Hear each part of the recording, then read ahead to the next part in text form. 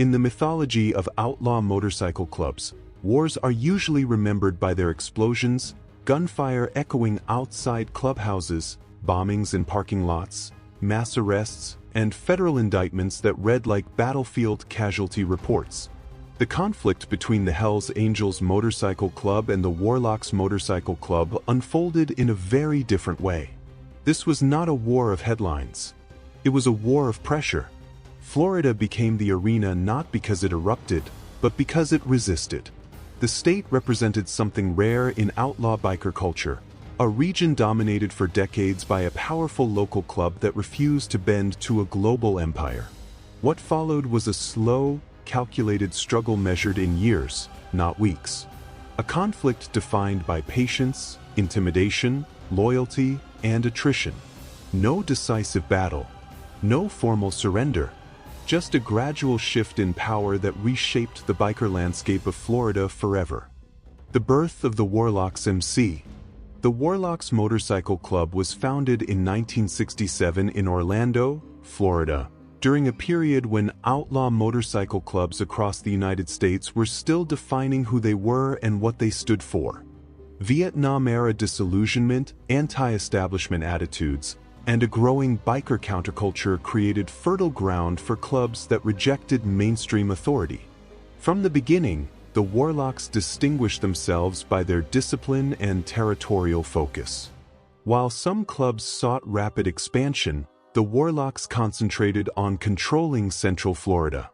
Orlando became the heart of their operations, but their influence extended outward toward Daytona, Tampa, and surrounding regions. Florida posed unique challenges. Its booming tourism industry brought constant outside attention. Seasonal populations fluctuated. Law enforcement agencies were numerous and aggressive. Yet the Warlocks adapted, embedding themselves deeply within local biker culture and building a reputation that discouraged outside interference. By the late 1970s, the Warlocks were no longer just another outlaw club. They were the club in Central Florida. Reputation as a weapon. In the outlaw biker world, reputation functions as both shield and sword. The Warlocks cultivated theirs carefully. They were known for swift retaliation, internal loyalty, and a refusal to tolerate disrespect. Smaller clubs learned quickly that operating in Warlocks territory required caution, negotiation, or withdrawal. This reputation reduced the need for constant violence. Presence alone was often enough. Clubhouses became symbols of permanence. Events and rides reinforced visibility. Florida's biker scene developed with an unspoken understanding of who held power. For years, this equilibrium held. The rise of the Hells Angels empire. While the Warlocks solidified their grip on Florida, the Hells Angels Motorcycle Club was evolving into something unprecedented. Founded in California in 1948, the Angels spent decades expanding chapter by chapter, absorbing rivals, forging alliances, and establishing a global footprint. By the 1980s and 1990s, the Hells Angels were no longer simply a motorcycle club. They were a transnational organization with chapters across North America, Europe, and beyond. Their patch carried weight everywhere it appeared.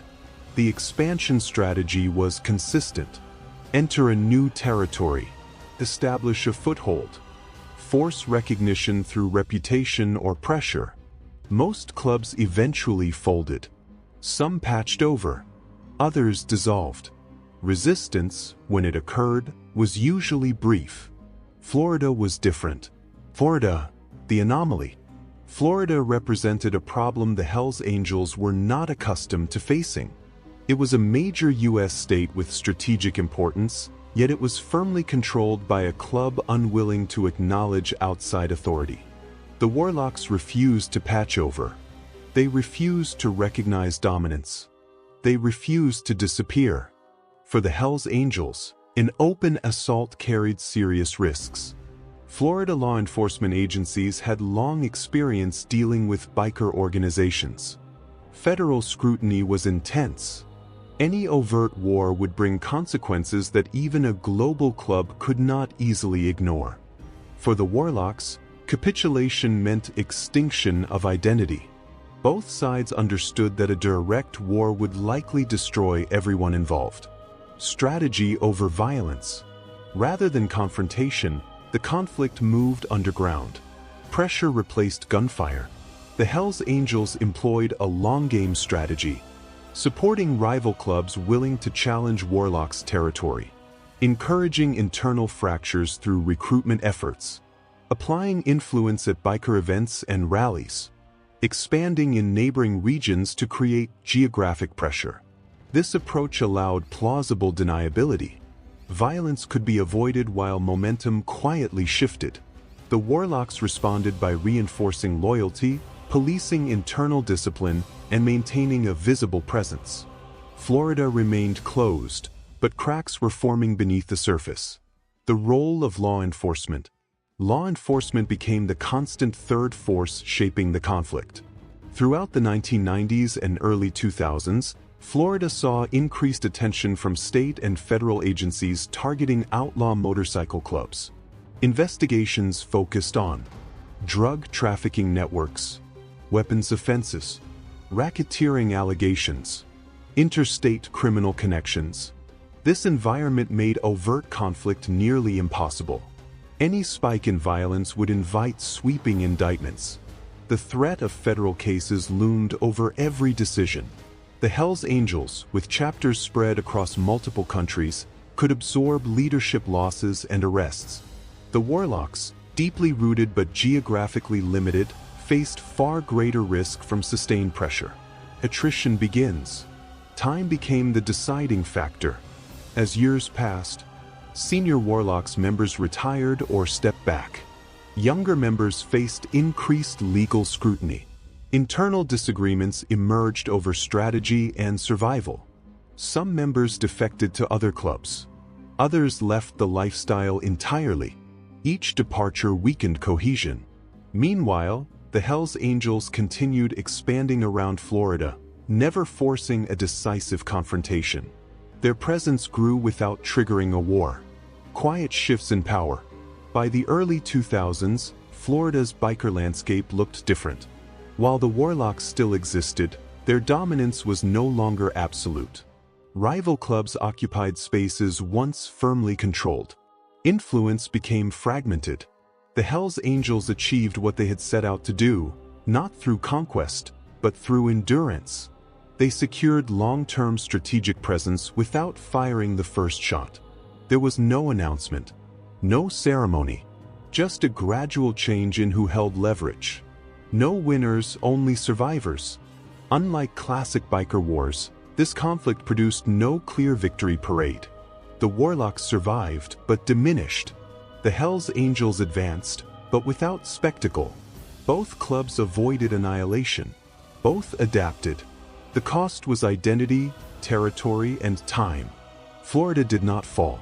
It shifted. Lessons from a silent war. The Hells Angels versus Warlocks rivalry stands as a case study in outlaw motorcycle club politics. It shows that power does not always announce itself loudly. Patience can be more effective than aggression. Survival often outweighs dominance.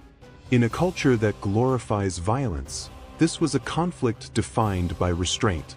Epilogue. Florida after the storm. Today, the legacy of this rivalry lingers quietly. Florida remains one of the most complex biker environments in the United States, a place shaped by resistance, pressure, and compromise. The Warlocks proved that a regional club could stand its ground against a global empire. The Hells Angels proved that time can be the ultimate weapon. And Florida proved that some wars are never shouted. They are waited out. Why Florida mattered? By the late 1980s, Florida had become a strategic priority for federal law enforcement. The state's ports, highways, tourism economy, and transit population made it a crossroads for organized crime. Drugs, weapons, and cash moved easily through its infrastructure. For outlaw motorcycle clubs, Florida offered opportunity. For federal agencies, it presented risk. As national attention turned toward dismantling organized crime networks rather than chasing individual offenders, Florida emerged as a laboratory for coordinated enforcement. Multi-agency task forces combined local knowledge with federal statutes capable of reaching across state lines. The intelligence phase. Before indictments came mapping, years were spent identifying leadership structures, support clubs, associates, and financial pathways.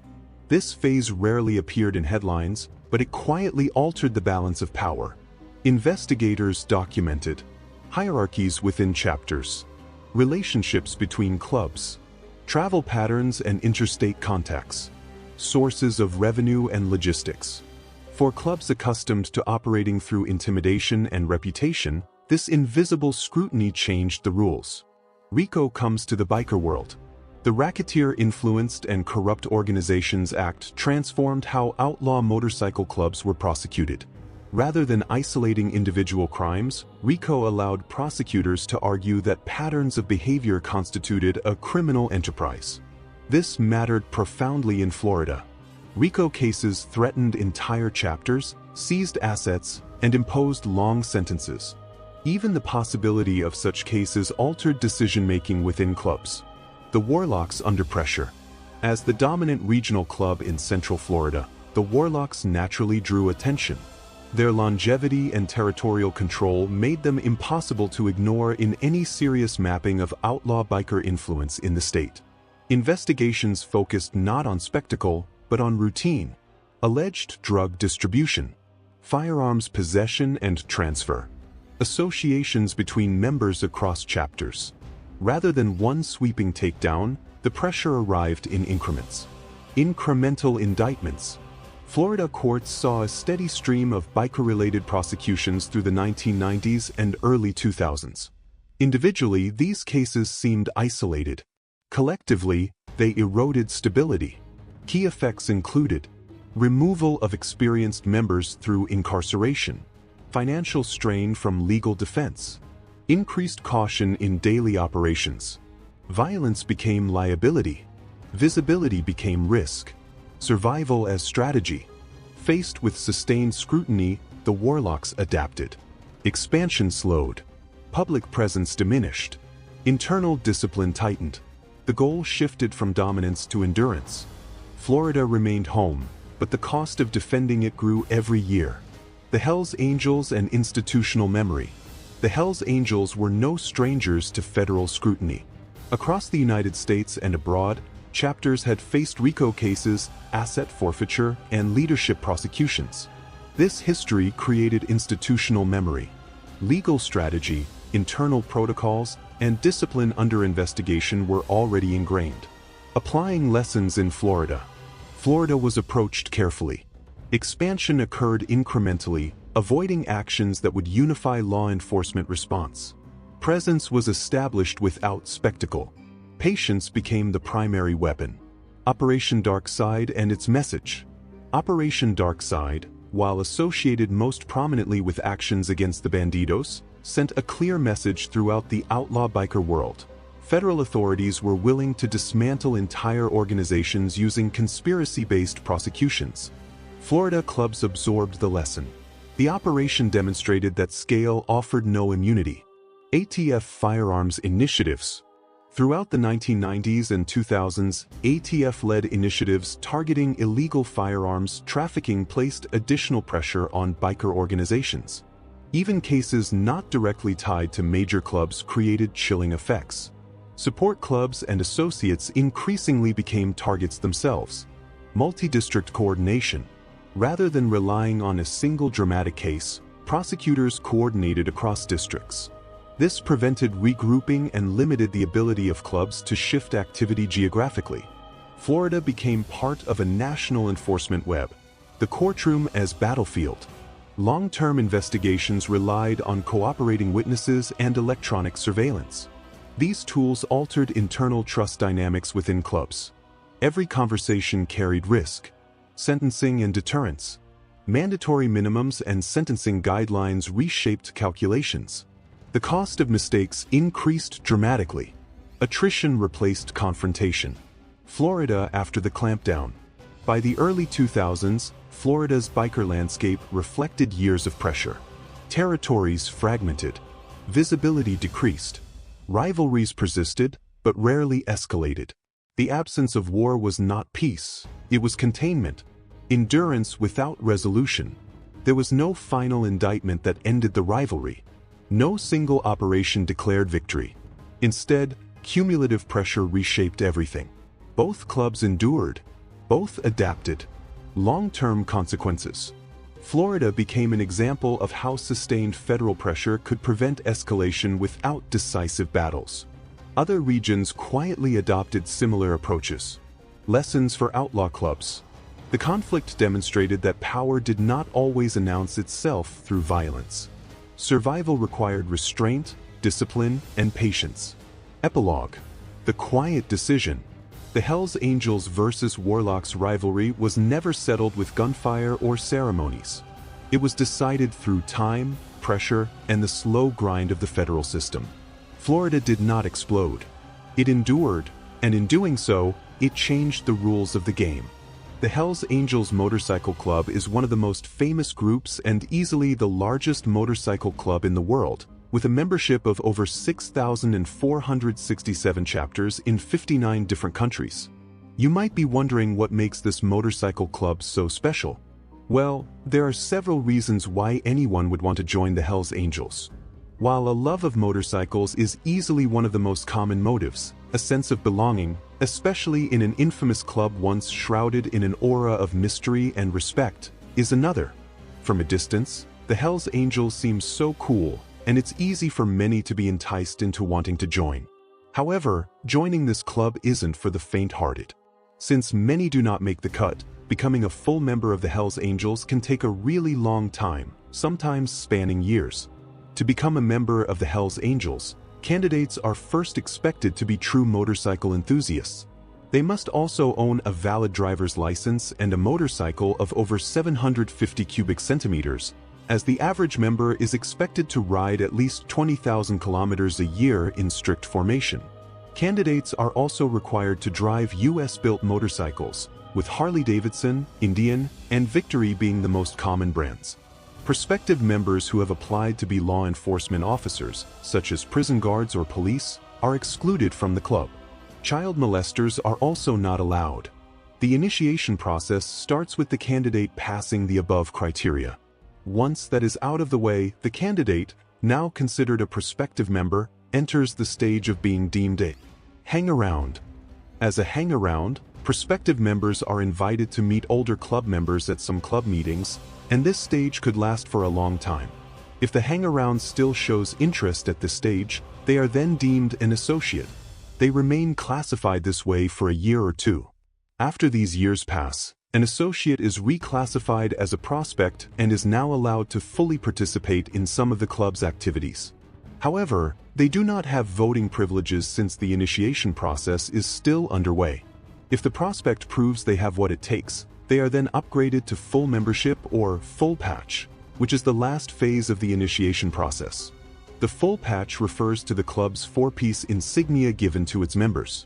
This includes the Death Head logo, 2 rockers, a top rocker with the words Hells Angels, and a bottom rocker showing the country, state, or charter location.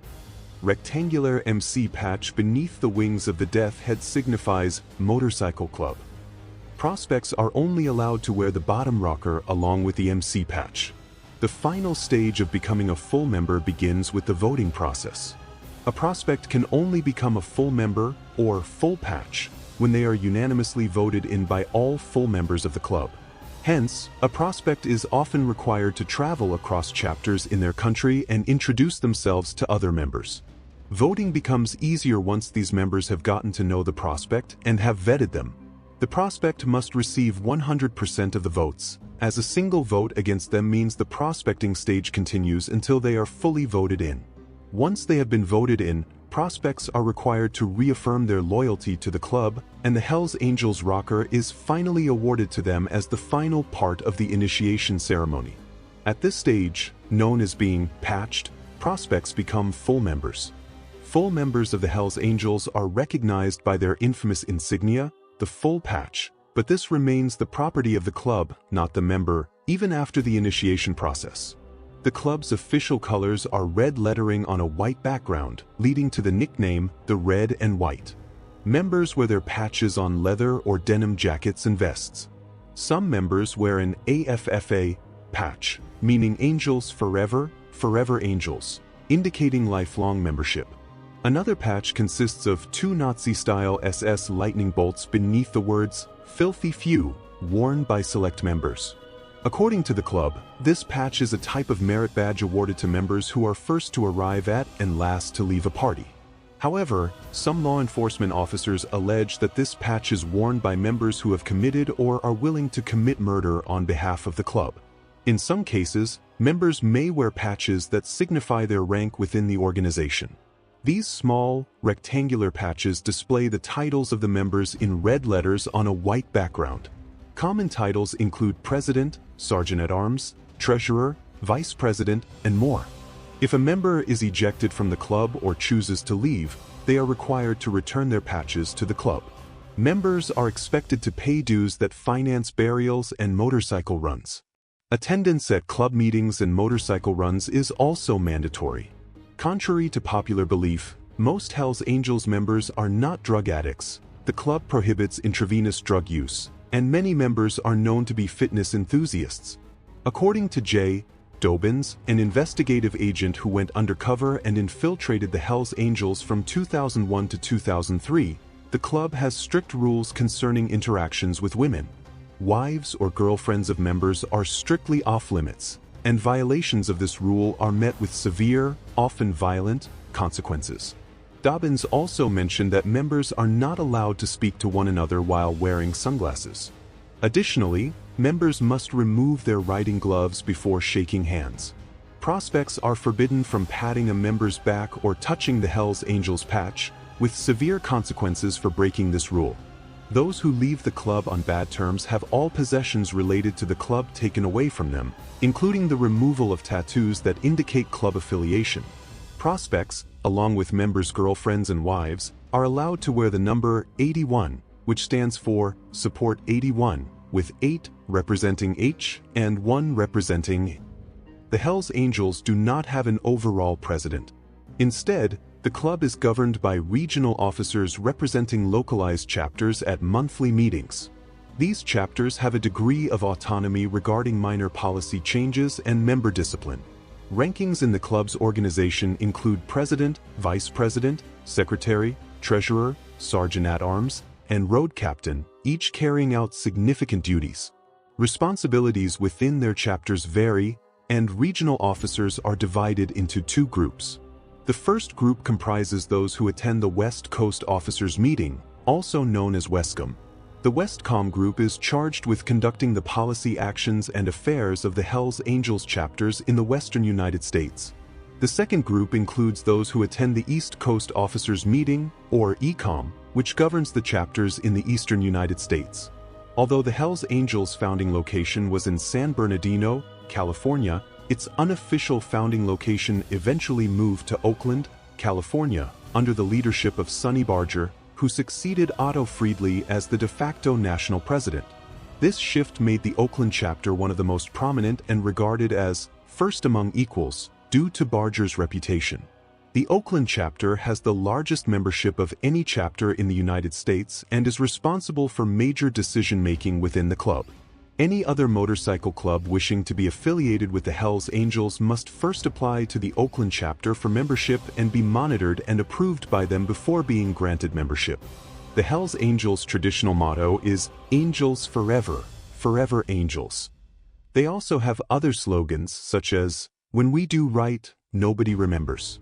When we do wrong, nobody forgets. 3 can keep a secret if 2 are dead, and when in doubt, knock them out. The latter coined by New York City chapter member Vincent "Big Vinny" Girolamo. Joining the Hells Angels is far from easy. Prospective members often spend years on a wait list and devote their remaining years as full members to the club. The Hells Angels are not a casual, recreational group. For many members, joining is one of the best experiences of their lives, but leaving the club is a different matter altogether. Members can only leave if they are expelled, as there is no concept of retirement, except in rare cases where certain members are allowed to depart. Still, some have taken the daring step to leave. One notable example is George Christie. I felt we became the people we rebelled against, and that's exactly what I told them at the meeting when I left, Christie said. At one time, we would interact with all the clubs up and down the coast, and by 2011 we were fighting every major outlaw bike club in the United States, plus law enforcement. That's where some people lost perspective of what the initial intent was of the whole outlaw lifestyle.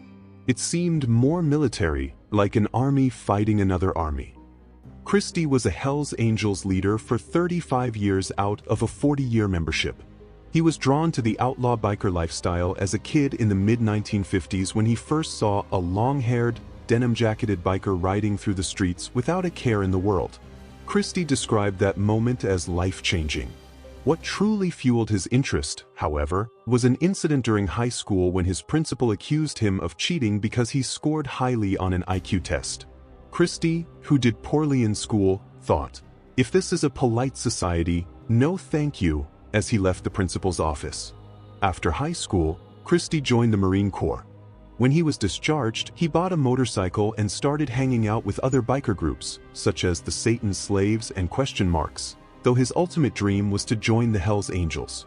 By 1976, Christie had become a full-patch member, and soon after, he rose in rank, founding the Ventura, California chapter in 1978 and even carrying the Olympic torch during the 1984 Los Angeles Games. Despite being a high-ranking member, Christie also worked for the Department of Defense. In 1978, his co-workers discovered he was a Hells Angels leader, a fact that came to light during a brutal conflict with a rival group involving fights, shootings, and bombings, which led to his resignation. Trouble followed Christie. He was later charged with orchestrating a murder-for-hire plot involving a leader of the Mexican mafia prison gang. While in prison, Christie learned that rival clubs did not fight each other behind bars, which motivated him to push for peace on the streets. By the time he was acquitted in 1987, Christie had already started negotiating peace between rival motorcycle clubs. His efforts seemed successful until the 2002 Laughlin River Run, an annual motorcycle rally in Nevada, where a brawl between the Mongols and Hells Angels left 3 people dead.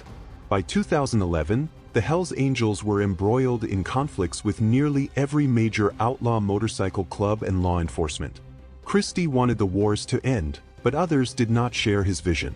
"I felt that groups were fracturing off, doing their own thing, if you will. It was tough," he said. "I decided that if I stayed in the club, it would strictly be ego-driven. I didn't want to be the guy who used to be a Hells Angels leader." In 2011, Christie made his decision to leave. He walked into a club meeting, announced his departure, removed his patches, and laid them on the table. His final words to his former club members were, "We have become the people that we rebelled against. And I'm gone." While Christie argued that he followed protocols and formally quit the club, it appeared that attempting to leave was a mistake. He was soon accused of being an informant, and his status was changed to out bad, meaning he was no longer in good standing with the Hells Angels and could not have any relations or contact with other members.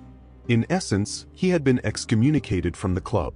Christie claimed he was shamed on social media and faced accusations from people, including strangers. The sense of kinship and community that had initially spurred Christie to join the outlaw biker lifestyle was stripped from him simply because he chose to leave. In an interview, Christie was asked why being out bad still seemed to bother him. His response was, "Being out bad with no contact in the outlaw motorcycle world is like a stigma. They don't want people interacting with you. They don't want people talking to you. Club members who I was friendly with after I left had their memberships in jeopardy if they communicated with me." He continued, "When I left, it kind of reminded me of a divorce. At first, everyone wanted to be amiable. They weren't happy about my decision, but they understood it. As things progressed, it became aggressive, and it was hard to take. The phone rings, and you pick up, and it's one of your former brothers telling you you're no longer a friend to us. That's my whole life because I didn't have many friends outside the club. It was a hard pill to swallow." George Christie wasn't the only one to suffer this tragic fate after leaving the Hells Angels Motorcycle Club. My name is Jay Dobbins. I'm a retired undercover federal agent and I infiltrated the Hells Angels, said Jay Dobbins, who infiltrated the Hells Angels between 2001 and 2003. Dobbins, a former football player and athlete, decided to join the Bureau of Alcohol, Tobacco and Firearms, ATF, after surviving a critical shooting during an operation in 1987. By 2002, when the war between the Hells Angels and the Mongols was at its peak, federal law enforcement launched an undercover operation called Operation Black Biscuit. Dobbins, posing as a gun runner and debt collector, went by the name Jay Davis and was known to gang members as Jaybird. Dobbins staged a fake murder to gain the Hells Angels' trust.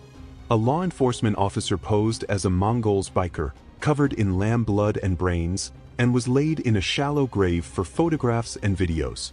Dobbins mailed a blood-stained Mongols patch to the Hells Angels, impressing the leadership so much that they immediately voted him as a fully patched member of the Mesa, Arizona charter, although they later denied this. Unfortunately, as Dobbins moved up the ranks, the lifestyle began to strain his family life. I had an argument with my wife. At one point, I came home after being away for an extended period. I walked in like Jaybird Davis walks into my house, and she's like, "You cannot be gone and come here and treat me and our kids like we're street people." Despite acknowledging that the Hells Angels could be dangerous, Dobbins admitted to respecting some members. After his true identity was revealed in 2004, the Hells Angels felt betrayed and directed their threats at his family. Plans to inject him with HIV, gang rape his wife and daughter, and kidnap and murder his son were uncovered. The ATF downplayed the threats, claiming no one had forced Dobbins to go undercover. Even when an arson attack occurred at his Tucson, Arizona home with his family inside, the Bureau didn't take the threat seriously. Though his family survived, their home and belongings were destroyed. Dobbins filed and won a lawsuit against the ATF in 2014. He later wrote a book, No Angel: My Harrowing Undercover Journey to the Inner Circle of the Hells Angels, which became a New York Times bestseller. The book detailed the Hells Angels' investigation and its impact on his career and life. Despite the tragic events following his departure, Dobbins now runs a company focused on law enforcement training. Finally, there is the case of David LaBrava. Unlike others who faced hardship after leaving the Hells Angels, LaBrava left in good standing. Known for his role as Happy Loman in the FX series Sons of Anarchy, LaBrava was a real-life member of the Hells Angels. Initially hired as a technical advisor for the show in 2008 to ensure accurate depictions of a motorcycle club, he was later given a role and portrayed the hitman Happy Loman. LaBrava stayed with the Hells Angels until 2019, when he announced his departure via an Instagram post. "I want to say I am no longer a member of the largest motorcycle club in the world, the Hells Angels MC. The only club I'm a member of now is the human race," he wrote. He added that it was his own decision to leave and that he was no longer a patch holder, considering himself a civilian. Unlike others, LaBrava's exit was amicable, and he has had no negative experiences with the club since. Non-bikers might not understand the allure of the Hells Angels Motorcycle Club, but motorcycle enthusiasts are often in awe of the club, eager to join. This respect is linked to the club's storied history. According to the Hells Angels official website, the first club was founded on March 17, 1948, in Fontana, San Bernardino, California. Before then, various motorcycle clubs existed independently. Otto Friedli, a World War II veteran, was credited with founding the club after breaking away from the Pissed Off Bastards Motorcycle Club due to a feud with a rival gang. Another theory suggests that the Hells Angels was founded on November 15, 1951, by Dick White in San Bernardino. White was said to be a member of the Redlands Road Runners. The club attributes its name to Arvid Olsen, an acquaintance of the founders who served in the Hells Angel Squadron of the Flying Tigers during World War II. The club's official colors, red and white, and its charter, allegedly drawn up in 1950, reflect this heritage. Chapters began to emerge across California, operating independently. The San Francisco chapter formed in 1954, followed by North Sacramento in 1956. Sonny Barger took over leadership from Friedley and created the Oakland chapter in 1957, uniting the chapters under common bylaws. The Hells Angels expanded beyond California, opening an international chapter in New Zealand in 1961. On July 30, 1969, 2 London chapters were formed, and by 1973, they merged into the London Charter. Canada followed in 1977 with a chapter in Montreal, expanding to other parts of Quebec. However, the Hells Angels didn't quite succeed in taking over the Quebec biking scene without interference, as there was a violent turf war that left over 160 dead, 300 injured, and over 100 bikers incarcerated. By the end of the 70s, the club already had charters in Australia, and in 1984, Rio de Janeiro had its chapter, making it the first South American country with a HMC charter. By 1993, the Hells Angels Motorcycle Club had spread across continents and was launched in Johannesburg, South Africa. Turkey became the first Muslim country to have a Hells Angels chapter in 2009. Now, the club has a membership of over 6,467 chapters across 59 countries, making it the largest motorcycle club in the world. However, there was still a veil of mystery over the club, as many from the outside weren't quite sure what went on within. Sometimes, the Hells Angels are depicted as free-spirited men bound by brotherhood and loyalty. On the other hand, they are also depicted as a violent criminal gang, and the murder of an 18-year-old concertgoer by one of their members didn't help this reputation. Hells Angels members were essentially known as drug addicts and barroom fighters. However, law enforcement and intelligence agencies like the United States Department of Justice, the U.S. Federal Bureau of Investigation, the Criminal Intelligence Service Canada, and even Europol all considered the Hells Angels an organized crime syndicate. Although the Hells Angels claim not to be a racially segregated club, members are often white men. According to Sonny Barger in a 2000 BBC interview, the club as a whole is not racist, but we probably have enough racist members that no black guy is going to get in it. He also said, if you're a motorcycle rider and you're white, you want to join the Hells Angels. If you're black, you want to join the East Bay Dragons. That's how it is, whether anyone likes it or not. We don't have no blacks, and they don't have no whites. While Barger claims the Hells Angels weren't racist, a 1983 incident proved otherwise. The Satan's Angels Motorcycle Club in Vancouver had a black member before it decided to merge with the Hells Angels in 1983. However, the San Francisco and Anchorage chapters threatened to expel the Vancouver chapter when they learned there was a black member. The issue was only resolved when the man decided to change his nationality to Hawaiian. In another case, a chapter in Windsor, England, was only granted official status in 1985 after its only black member had died in police custody. In their support, an African-American biker group known as the Chosen Few Motorcycle Club stated in a 1996 Ebony article that they didn't perceive any racial animosity from members of the Hells Angels. They also said they allowed members of the Hells Angels into their territory, where everyone parties and gets together. The Hells Angels echoed this, stating, "We don't have any Negro members," but maintained that it was because no black individuals had sought membership. It is unclear why many people joined the Hells Angels, but one common factor seems to be a sense of community. In the case of former leader George Christie, he had been drawn by the free-spiritedness of the members and wanted to be part of this close-knit community of bikers. Undercover agent Jay Dobbins also hinted at this as one of the reasons why he respected members of the club. In a law enforcement conference in El Paso, Dobbins said that the Hells Angels, even with their fearsome reputations, offered members a sense of belonging in society. "You can be, in essence, an unimportant, unknown person," Dobbins said. "When you join one of those gangs and they put that patch on your back, all of a sudden people are paying attention to you. People are buying you drinks, people are giving you drugs, women want to put their arm around your shoulder, you're intimidating, you scare people, and to some people, that's intoxicating," he said.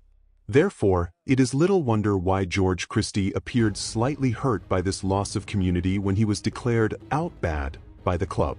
Another thing that stands out about the Hells Angels is how seriously they expect loyalty from members. Christie appeared to have betrayed the club by leaving, and they made sure he paid for this by not only isolating him from the community but also ensuring the general public saw him in a negative light. He even went on to serve prison time for crimes he had committed earlier, 3 years after he left the Hells Angels. The same thing played out with Dobbins when he was revealed to be an undercover agent. The threats were just a way for the club to show their disappointment at the betrayal. Despite these acts unveiling the dark side of the Hells Angels, they maintain that they are not a criminal or violent organization. Members of the club continue to assert that they are only a group of motorcycle enthusiasts from all over the world who want to ride motorcycles together and organize social events. They insist that crimes committed by any member of the Hells Angels are the sole responsibility of the parties involved and not the club as a whole. Even though the Hells Angels insist on being a social group, there are several instances that have shown the violent nature of the club. First is the tragic case of Meredith Curly Hunter Jr., the 18-year-old American who was stabbed to death by a member of the Hells Angels at the 1969 Altamont Free Concert. What makes the death of Meredith Hunter most unfortunate was that the incident was caught on camera and became a central scene in the documentary Gimme Shelter by the Maysles brothers.